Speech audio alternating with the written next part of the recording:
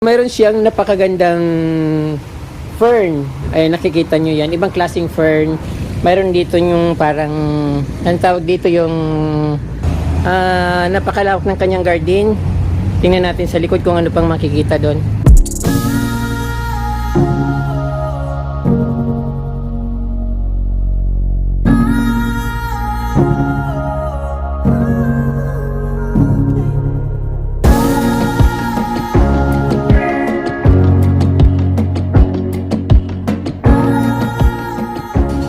Bago lang po kayo sa aking video, huwag niyo pong kalimutan mag-subscribe at pindutin po yung notification bell para updated po kayo sa aking mga bagong post na videos. Hello mga kapromdi, ngayon lang ulit ako nakalabas ng bahay. So medyo malayo yung binahe ko at inabutan ako ng ulan. At ito nga tanghali na at dito na lang ako kakain sa labas. So yung kakainin ko kapromdi ay nakita ko magandang garden. Nakiusap ako kung pwede ko ipakita yung napakaganda nilang garden. So pwede naman daw. Sinasabi ko rin doon sa may-ari kung pwedeng siyang sumali. Sabi ako na lang mag-vlog. Then nako na naman ng ilong ko sa ano.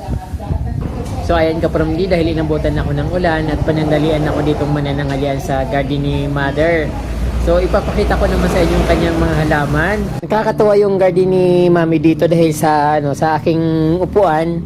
Andito yung katabi yung yung Heart of Jesus na caladium. Napakaganda niyang tingnan at very glossy siya at napakaganda. Ayun, ang lago niya.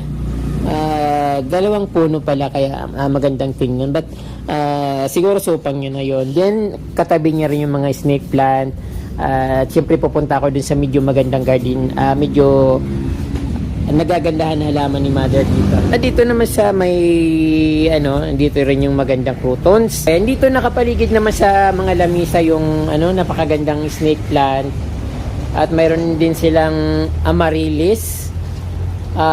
Yung lily ba, yung kung tawagin ay lily, napakaganda ng bulaklak at very fresh. Ayun, napakarami niya dito ng mga tanim na lily. So, meron pa rin dito ang Heart of Jesus na caladium at mga amaryllis or lily. Then, mga insolent plant sa gilid ng bahay.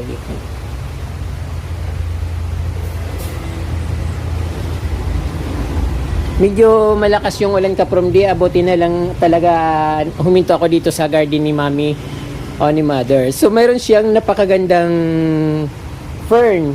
Ay, nakikita nyo yan. Ibang klaseng fern. Kasi karamihan yung mga fern tinatanim sa kahoy. Ito naman nasa lupa lang. Napakaganda niyang tingnan. So hindi ako makalapit kasi maulan. So ayun kapromdi, medyo biglang lumakas yung ulan. Pansamantala munang kakain ako dito sa kainan ni Mami. Then ang in-order ko ay chicken silog. Then after ko kumain at natapos na yung ulan, lalabas naman ako at papakita ko sa inyo yung napakagandang mga halaman ni Mami dito. So, kukunti pala yung nakunan ko, but mamaya, pag wala na yung ulan, so, continuous. Ito yung in-order ko mga kapromdi dahil wala naman ibang mga pagpipilian. Gusto ko sana yung, silog, para maiba naman kasi puro palagi nilang chicken. So, but wala ro available tayo. Chicken silog yung in-order ko. So, kain tayo kapromdi. Ayun kapromdi, kain na po tayo kasi tanghali na, nagugutom na ako at tayo na yung nabiyahe ko. Siguro pang pang apat na bayan galing sa Tagunoy kung saan ako nagmula. So, hindi ko nga alam kung saan ako pupunta. Kung hindi umulan, hindi ako titigil dito. So, tamang-tama naman may magagandang dito, may magagandang halaman.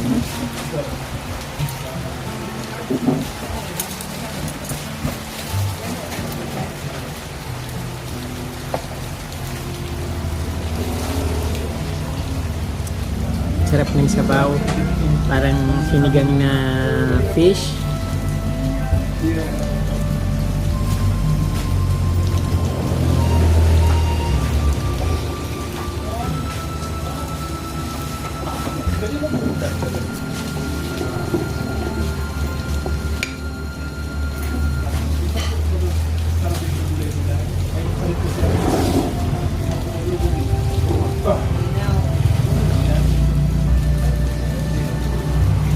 Okay naman yung lasa ng pagkain dito.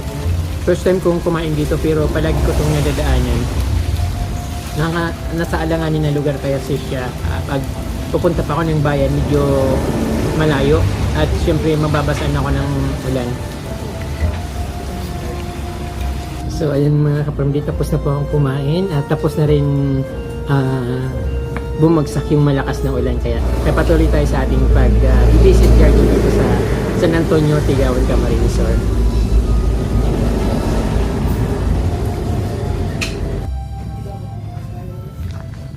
So ayun mga kapamilya, tapos na nga yung malakas na ulan at ipagpatuloy na natin yung titingin sa magagandang halaman dito ni Mami. So meron siya mga snake plant, mga caladium, syngonium na kulay pink. At mayroon din siyang mga succulent na collection dito sa kanyang harapan ng bahay sa may bintana. So iba't ibang klaseng succulent din yung tanim niya dito.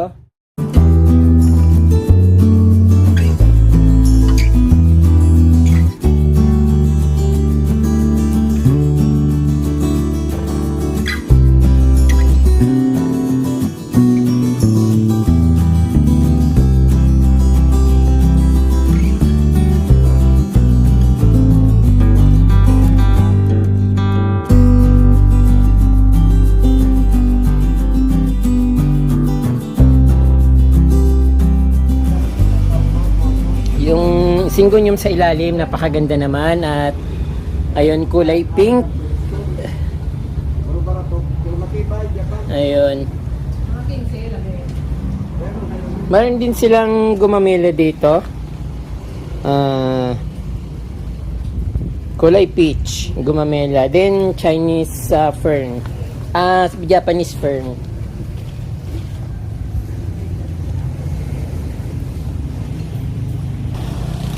Dito naman kapamilya sa harapan ng kanilang balkonahe, mayroon dito yung parang, ang tawag dito yung kalimutan ko rin naman yung pangalan ng halaman na ito, pero napakaganda niyang tingnan din kasi mahaba na, parang devil's backbone yata yan. Tapos yung crouton na isa sa pinakamagandang crouton na dito sa Bicol, kasi ito pag na lumalaki siya at natatama ng araw, sobrang ganda niya, nagiging parang malagold yung kulay niya. Then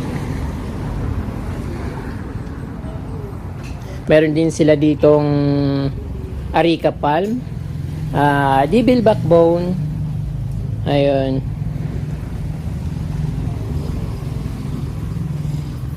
Tapos meron siyang anahaw, palm, saka mga bromeliads. Ayan, marami talaga siyang plants dito. Hindi lang masyadong yung pagka-arrange. Pero magandang tingnan, katulad ng bromeliads, aglaw, croutons, mga snake plants. Ayan, mga croutons. Mayroon din sila ditong pandakaki plants, gumamila. At sa loob ng balkonahe, mayroon silang mga succulent, mga bromeliads. At dito sa baba, mayroon din siyang mayana. Ayan.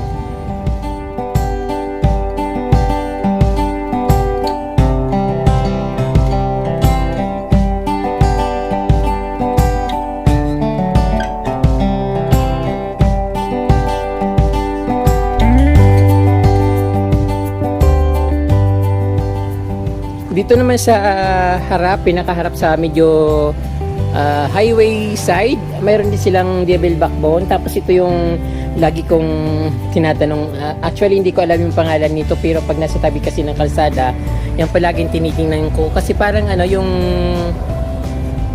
parang Japanese tree yung dating niya. Maganda kasi siya tingnan at mapula. Ayun.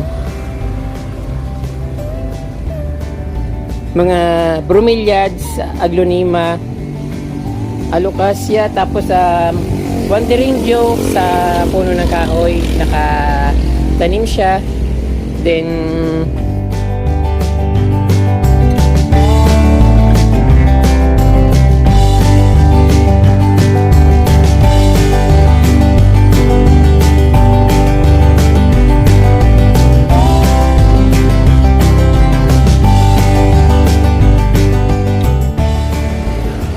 bromeliads nasa kahoy. Tingnan mo ito kaprom, di kahit hindi siya tinatanim sa lupa, basta nakasabit siya sa isang kahoy, nabubuhay siya. Kahit itanim mo lang, isabit mo lang siya sa sanga, basta na ano siya, na hamugan, automatic nabubuhay siya at nagkakaroon ng mga supang. Yan ang maganda sa bromeliads kapag inaalagaan, kasi hindi mo siya kailangan bantayan para pagandahin kung siyang gumaganda at kung saan nanganganak. Bromeliads.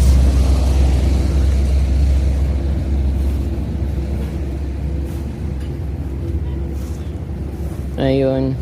Areca palm. Tapos yung olive plants or oliva.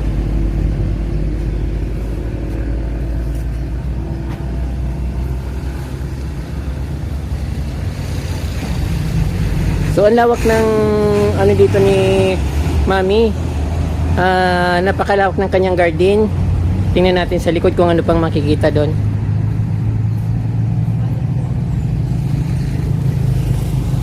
So aside pang mga plants, meron din silang mga kamuting kahoy. Yung gabi. Kaya napakaraming gabi sa likod ang lalaki. Ayun.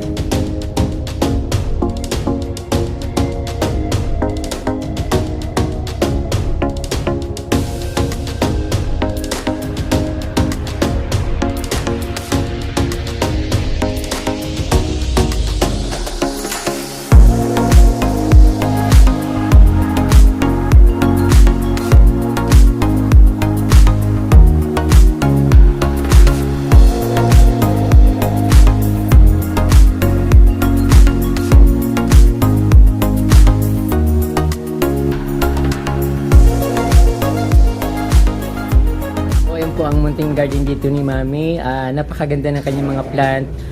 Very lush. Yung iba kasi, yung iba na overwatering kami, minsan po payat, but mayroon siyang mga halaman na sobrang ganda at makukulay. Maraming pong salamat sa inyong panonood mga kapramdi. Huwag niyo pong kalimutan mag-subscribe at pindutin po yung notification bell para updated po kayo sa aking mga bagong post na videos. Diyos mabalos!